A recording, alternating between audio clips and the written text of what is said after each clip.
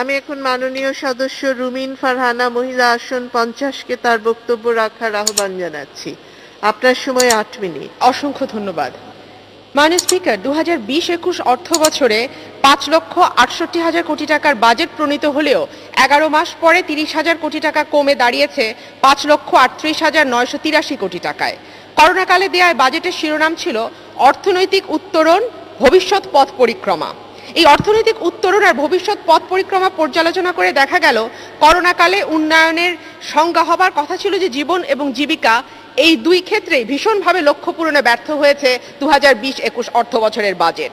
সম্পূরক বাজেটে 19টি মন্ত্রণালয় ও বিভাগে বরাদ্দ বৃদ্ধির যে তালিকা দেওয়া হয়েছে তাতে খুব আশ্চর্যজনকভাবে বাদ পড়েছে করোনাকালে অতি গুরুত্বপূর্ণ মন্ত্রণালয় কৃষি, সমাজ কল্যাণ, শ্রম ও কর্মসংস্থান, খাদ্য, দুর্যোগ ব্যবস্থাপনা ও ত্রাণ, প্রবাসী কল্যাণ ও বৈদেশিক কর্মসংস্থান মন্ত্রণালয়।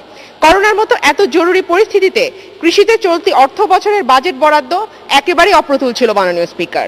তার উপর সংশোধিত বাজেটে এই বরাদ্দ আরও কমেছে। এর ফলে আমরা দেখেছি খাদ্যশস্যের আমদানি সাম্প্রতিক অতীতে সর্বোচ্চ পর্যায়ে গেছে। মাননীয় স্পিকার, 19টি মন্ত্রণালয়ে বরাদ্দ বৃদ্ধির কথা বলা হলেও দেখা যাচ্ছে চলতি অর্থ বছরের প্রথম 10 মাসে মাত্র 49% এডিপি বাস্তবায়ন হয়েছে। স্বাস্থ্যসেবা বিভাগে বরাদ্দ বাড়লেও বিগত 10 বছরের মধ্যে স্বাস্থ্যসেবার এডিপি বাস্তবায়ন এই বছরই সবচাইতে কম।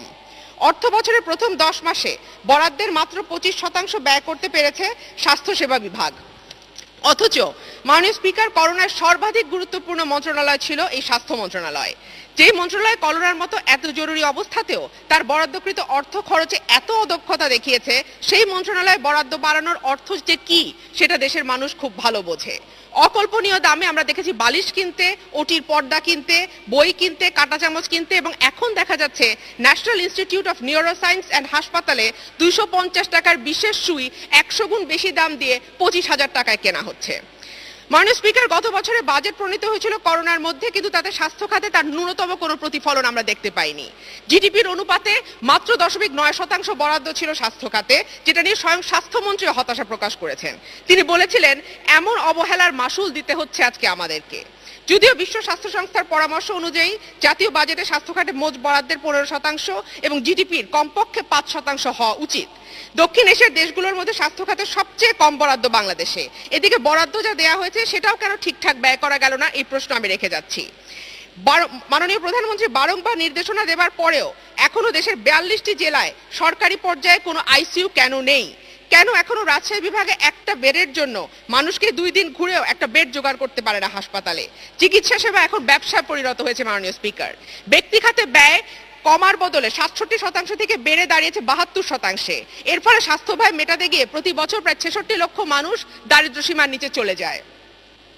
মাননীয় স্পিকার, এই মহামারীতে টিকা ব্যবস্থাপনায় শুরু থেকে আমরা 9/6 দেখেছি। করোনার জন্য জরুরি ভিত্তিতে হেলথ টেকনিশিয়ান নিয়োগে মাথাপিছু 15 থেকে 20 লক্ষ টাকা দুর্নীতির বিভৎস খবর প্রকাশিত হয়েছে প্রথম আলোতে।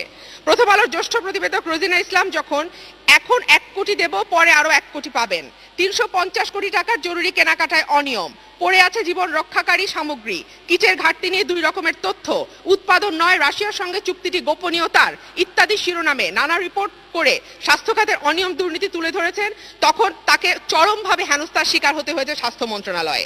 আমি মানুষের চিন্তা, বাক ও মত প্রকাশের স্বাধীনতা এবং মুক্ত গণমাধ্যমের স্বার্থে প্রথম আলোর জ্যেষ্ঠ সাংবাদিক রোজিনা ইসলামের মামলা প্রত্যাহারের দাবি জানাচ্ছি।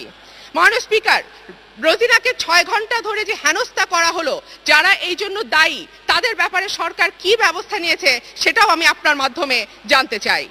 সরকার গণমাধ্যমের স্বাধীনতার প্রসঙ্গে বারবারই সংখ্যা নিয়ে আসে। আমি একটা বিষয় খুব স্পষ্ট বলতে চাই, কোনো গণমাধ্যমকে তার রিপোর্ট প্রকাশের জন্য যদি হেনস্থার শিকার হতে হয়, নানা রকম হুমকির মুখে পড়তে হয়, তখন আর কোনো গণমাধ্যমে স্বাধীনভাবে কাজ করতে পারে না। মাননীয় স্পিকার, বিশ্ব গণমাধ্যম সূচকে 180টি দেশের মধ্যে বাংলাদেশের অবস্থান 152তম, এবং মিয়ানমার এবং আফগানিস্তানের অবস্থাও বাংলাদেশের চাইতে ভালো। আমরা অবাক হয়ে দেখি প্রতিটা বিভাগে ব্যয় বাড়ানো হয়েছে উন্নয়নে। উন্নয়নে কোনো আপত্তি ছিল না যদি সেটা অন্তর্ভুক্তিমূলক, সুষম, দক্ষ, দুর্নীতিমুক্ত হতো। কিন্তু ভাগ্যচক্রে গত 1 যুগের ক্রিপ্টোক্রেসি এবং ক্রনিক ক্যাপিটালিজমের ধাক্কায় এই দেশে উন্নয়ন হয়েছে কোটি কতক মানুষের, ধনী আরো ধনী হয়েছে, গরিব আরো গরিব হয়েছে, বৈষম্য প্রতিদিন বাড়ছে। সরকার যখন দাবি করে জিডিপি 34 লক্ষ কোটি টাকার ওপরে, বাজেট প্রস্তাবিত হয় 6 লক্ষ কোটি টাকার, প্রবৃদ্ধির দাবি আসে 7.2%, মাথাপিছু আয় দাবি করা হয় $2,227, তখন করোনায় দারিদ্র্যের সংখ্যা 20% থেকে বেড়ে দাঁড়িয়েছে 42%। সানেমের রিপোর্ট মাননীয় স্পিকার। এবং পিপিআরসি এবং ব্র্যাকেট যৌথ গবেষণা বলছে নতুন করে দারিদ্র্যের কাতারে ঢুকেছে কম করে হলো 2,45,00,000 মানুষ। আর করোনার আগে যে বৈষম্য নির্দেশক গিনি সহক ছিল 0.485, সেটা নিশ্চিতভাবে এখন 0.5 ছাড়িয়ে বহুদূর চলে গেছে। স্বজন তোষণ অর্থনীতি বা ক্রনিক ক্যাপিটালিজমের ফলে 1% লোকের হাতে 60 থেকে 70% সম্পত্তি জমা হয়েছে, আর যে কারণে অতি ধনী বৃদ্ধির হারে বাংলাদেশ এখন বিশ্বে প্রথম। এই করোনাকালে অপ্রদর্শিত আয়ের মাধ্যমে কোটি কোটি টাকার মালিক হয়েছে হাজার হাজার মানুষ। এর ফলে যুক্ত হয়েছে মুক্তবাজার অর্থনীতির সর্বপ্রতিযোগিতার স্বাভাবিক যে বিকাশ, সেই সুযোগ বন্ধ হয়ে গেছে। নতুন আসা এই দরিদ্র মানুষের তালিকা দূরেই থাকুক, পুরনো দরিদ্রদের কোনো সঠিক তালিকা পর্যন্ত সরকারের কাছে নাই। সরকারি গবেষণায় দেখা গেছে সামাজিক নিরাপত্তা কর্মসূচিতে তালিকাভুক্ত থাকা মানুষের 46%ই ভাতা নেবার যোগ্যতা পূরণ করেন না। সর্বোচ্চ দুর্নীতি, রাজনীতিকরণ এবং দলীয়করণের ফল হয়েছে স্থানীয় মেম্বার, চেয়ারম্যান বা সরকারি কর্মকর্তাদের সাথে যোগসাজশ ছাড়া কোনো ভাতা পাওয়া এখন অসম্ভব। এছাড়া সামাজিক নিরাপত্তা খাতে সরকারি চাকরিজীবীদের পেনশন, সঞ্চয়পত্রের সুদ, প্রাইমারি স্কুল শিক্ষার্থীদের বৃত্তির টাকা আছে। এ কারণে সামাজিক সুরক্ষা খাতে প্রতি বছর যে বরাদ্দ দেখানো হয়, দরিদ্র অসহায় মানুষের জন্য প্রকৃত বরাদ্দ তার চেয়ে অনেক কম। দরিদ্র মানুষের কোনো তালিকা যেহেতু সরকারের কাছে নাই, তাই 2.5 কোটির উপর নতুন দারিদ্র সীমার নিচে নামায় মানুষগুলো না পেয়েছে কোনো ভাতা, না কোনো সহায়তা।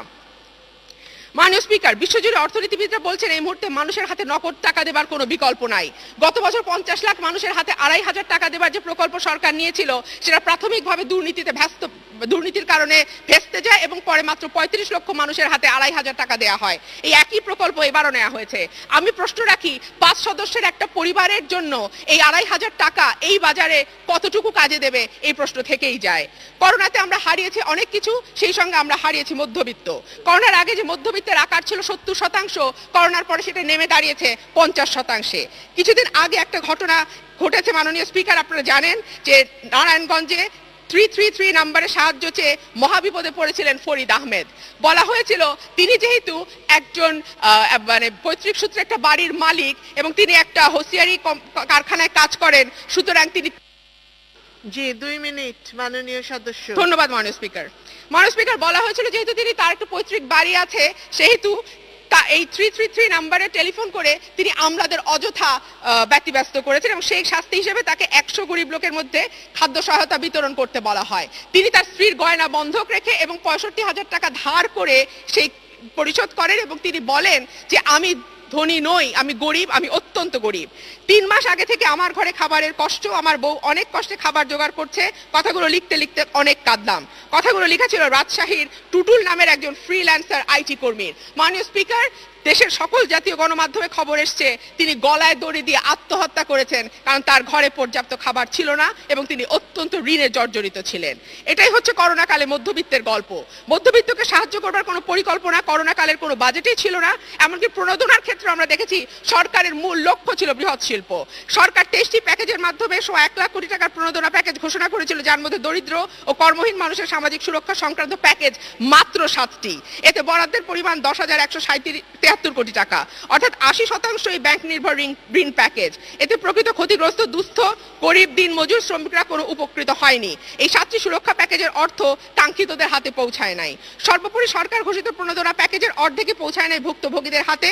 ঘোষিত প্রণোদনা প্যাকেজের 50,957 কোটি টাকা বিতরণ সম্ভব হয় নাই, যা মোট অর্থের প্রায় 42%। প্যাকেজ বাস্তবায়নে সরকারের উদাসীনতা এবং আন্তরিকতার অভাবের জন্য দায়ী। আরো মজার বিষয় হলো, সরকার যে প্রণোদনা দেবার দাবি করে আসছে সেটি আসলে প্রণোদনা নয়, ব্যাংক নির্ভর ঋণ। অথচ সরকার এই লোনের তার টার্গেট গ্রুপের কাছে পৌঁছতে পারে নাই।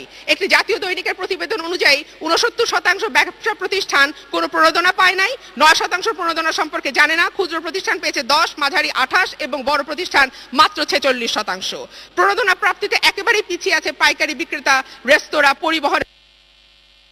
ধন্যবাদ মাননীয় সদস্য, আপনার সময় শেষ হয়েছে। আপনাকে ধন্যবাদ। আমি এখন মাননীয় সদস্য জনাব তাহজিব আলম সিদ্দিকী, ঝিনাইদহ 2-কে তার বক্তব্য রাখার আহ্বান জানাচ্ছি। আপনার সময় 8 মিনিট। বক্তৃতার প্রারম্ভে আমি শ্রদ্ধা অবনত চিত্তে স্মরণ করি স্বাধীন বাংলাদেশের মহান স্থপতি, জাতির পিতা বঙ্গবন্ধু শেখ মুজিবুর রহমানকে। আমি আমার পূর্ববর্তী বিএনপি সংসদ সদস্যের বক্তৃতা শুনছিলাম আর মনে মনে ভাবছিলাম এই বৈশ্বিক মহামারীর সময় যদি বিএনপির সরকার ক্ষমতায় থাকতো এবং দেশ যদি পরিচালিত হতো হাও ভবন দ্বারা, তাহলে দেশের অবস্থা কি হতো? এই কথা চিন্তা করতেই আমার হৃদয় শিউরে উঠল। হয়তোবা হাওয়া ভবনের হাওয়ায় উড়ে যেত অর্থনীতি,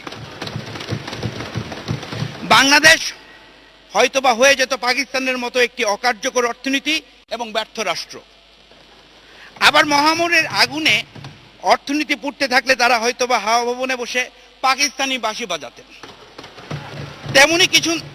তেমনি কিছুক্ষণ ধরে আমরা দেশের অর্জনকে হেয় করা এবং দেশের ভাবমূর্তিকে ক্ষুণ্ণ করা আমরা হৃদয় বিদারক সুর শুনলাম।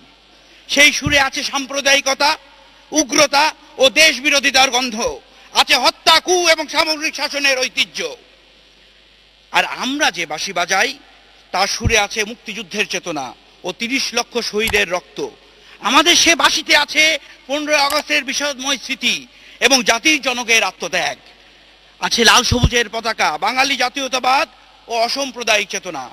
আমাদের বাঁশির সুরে আছে অর্থনৈতিক মুক্তি, দারিদ্র্য বিমোচন ও প্রযুক্তি নির্ভর উন্নত দেশের স্বপ্ন। এবং অবশ্যই আমাদের বাঁশির সুরে আছে জননেত্রী শেখ হাসিনার নেতৃত্বে মহামারী থেকে উত্তরণের দৃঢ় সংকল্প। যুগ যুগ ধরে একই সুর আমরা বাজাবো, সেই সুরেই মেতে থাকবে বঙ্গবন্ধুর সোনার বাংলাদেশ। মাননীয় স্পিকার, এখন একটু সম্পূরক বাজেটের আলোচনায় আসি। 2020-21 অর্থ বছর ছিল একটি অস্বাভাবিক বছর। সারা বিশ্বের অর্থনীতি ছিল মহামারীর কোভিডের ধাক্কায় সম্পূর্ণ বিপর্যস্ত। এই সময় আমাদের এখানে অবশ্যই রাজস্ব ঘাটতি হয়েছে। সরকারকে প্রাধিকার ভিত্তিতে নিজস্ব বিভিন্ন খাতে ব্যয় সংযোজন বিয়োজন করতে হয়েছে। আমি মনে করি সামগ্রিক অর্থনৈতিক এই ব্যবস্থাপনায় সরকার বেশ দক্ষতার পরিচয় দিয়েছে। মহামারীর কারণে বেসরকারি বিনিয়োগ যখন সম্পূর্ণ স্থবির, তখন সরকারি ব্যয় অর্থনীতির চাকাকে সন্তোষজনকভাবে সচল রেখেছে এবং কর্মসংস্থানও নিশ্চিত করেছে। বাজেট ঘাটতি বেশি হওয়ায় সরকারি ব্যয় মেটাতে সরকারকে প্রাক্কলনের চেয়েও বেশি ঋণ নিতে হয়েছে। এটি কোনো অস্বাভাবিক ব্যাপার নয়। বিশ্বজুড়ে এই ঘটনা ঘটেছে, বরং আমার দৃষ্টিতে সরকার বেশ সংযত নিয়ন্ত্রিত ছিল। বেশি ঋণ নেওয়ার কারণে যেসব নেতিবাচক প্রভাব পড়ে, যেমন মূল্যস্ফীতির ঊর্ধ্বগতি, সারা বছর জুড়ে আমরা তেমন কোনো কিছু লক্ষ্য করিনি। তাতেই বোঝা যায় যে সামগ্রিক অর্থনৈতিক ব্যবস্থাপনায় সরকার সফল। কোভিডকালে যখন সারা পৃথিবীতে অর্থনীতির উপর নেমে এসেছিল অমানিসার অন্ধকার, তখন বাংলাদেশে ঘটে গেছে কিছু বিস্ময়কর ঘটনা। সেগুলো একদিকে বাঙালির জন্য গর্ব, আরেকদিকে বাঙালির অদম্য স্পৃহার বহিঃপ্রকাশ।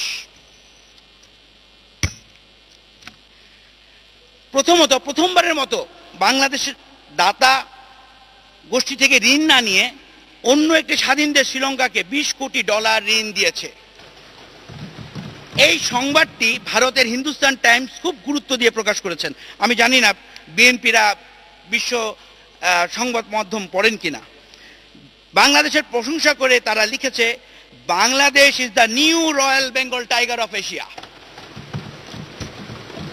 ভারত শুধু আমাদের বৃহৎ প্রতিবেশী নয়, একটি সম্ভাব্য পরাশক্তি। এই অতিমারিকালীন 2020-21 অর্থ বছরে বাংলাদেশের মাথাপিছু আয় ভারতকে ছাড়িয়ে গেছে।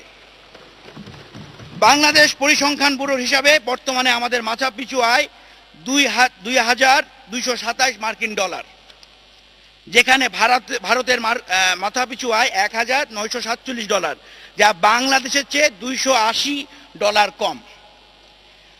1971 সালে আধিপত্যবোধের শক্তি বিএনপির চরম বন্ধু পাকিস্তান বাংলাদেশের চেয়ে 70% ধনী ছিল, কিন্তু আজকের বাস্তবতায় স্বাধীন বাংলাদেশ সে পাকিস্তানের চেয়ে 45% বেশি ধনী। নিশ্চয়ই তাদের গাত্রদাহ হচ্ছে। ব্লুমবার্গের একটি প্রকাশিত একটি প্রবন্ধে একজন পাকিস্তানি অর্থনীতিবিদ বলেছেন, it is in the realm of possibility that we could be seeking aid from Bangladesh in the year 2030. মহামারী যখন সারা বিশ্বে তাণ্ডবলীলা চালানোর আভাস দিচ্ছে, তখন বাংলাদেশের জন্য সবচেয়ে বড় শঙ্কার বিষয় ছিল প্রবাসী আয়ের সম্ভাব্য ভূমিধস। কিন্তু প্রবাসী আয়ের প্রবাহ তো কমেইনি, বরং প্রবাসী আয়ে প্রবৃদ্ধির এক নতুন উচ্চতায় গিয়েছে বাংলাদেশ। 2020-21 অর্থ বছরে প্রথম 11 মাসে প্রবাসী আয়ে 39.39% প্রবৃদ্ধি হয়েছে, যা একটি রেকর্ড। 2020 সালে বাংলাদেশের $22 বিলিয়ন প্রবাসী আয় ছিল। বাংলাদেশের অস্তিত্বে যারা বিশ্বাস করে না, সাবেক মার্কিন পররাষ্ট্রমন্ত্রী হেনরি কিসিঞ্জারের মন্তব্য, বাংলাদেশ একটি তলাবিহীন ঝুড়ি শুনে তারা উচ্ছ্বসিত হয় এবং উচ্ছ্বসিত হয়েছিল। সেই মার্কিন যুক্তরাষ্ট্রের বিখ্যাত সংবাদপত্র নিউ ইয়র্ক টাইমসের পুলিৎজার প্রাইজ জয়ী সাংবাদিক ও কলামিস্ট নিকোলাস ক্রিস্টফ মার্কিন রাষ্ট্রপতি জো বাইডেনকে উপদেশ দিয়েছেন দারিদ্র্য বিমোচনে বাংলাদেশের মডেল অনুসরণ করার জন্য। নিউ ইয়র্ক টাইমসে প্রকাশিত একটি কলমে তিনি লিখেছেন, coat unquote, Bangladesh may have once epitomized hopelessness, but it is now much to teach the world about how to engineer progress. আবার আরেক জায়গায় বাংলাদেশ সম্পর্কে তিনি উদ্ধৃত করেছেন, coat unquote, an inspiring story of reducing poverty.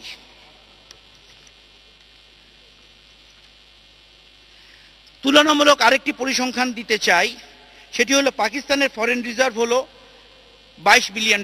এটা আমি মিস করেছিলাম।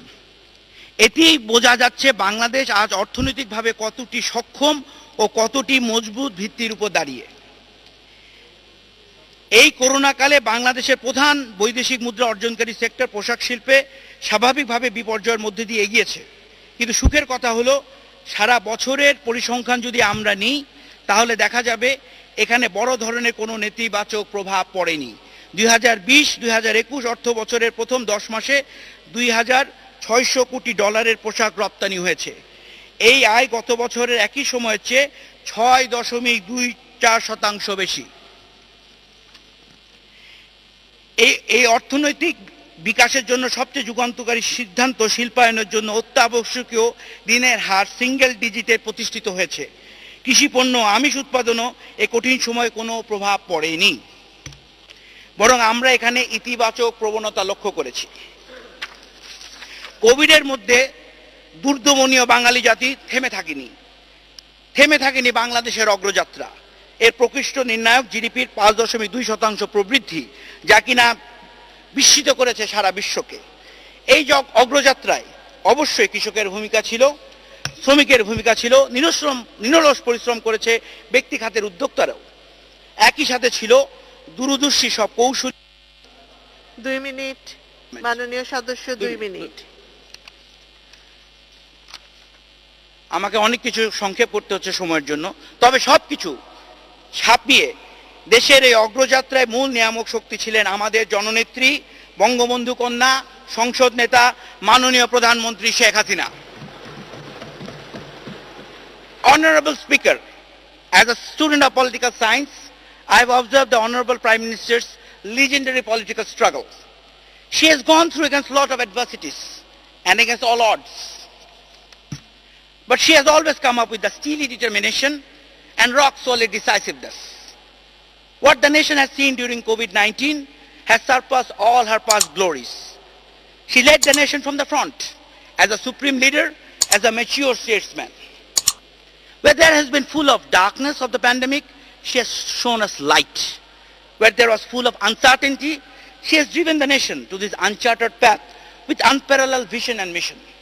The Honorable Prime Minister has been instrumental in striking the delicate balance of life and livelihood, which hardly any nation could match.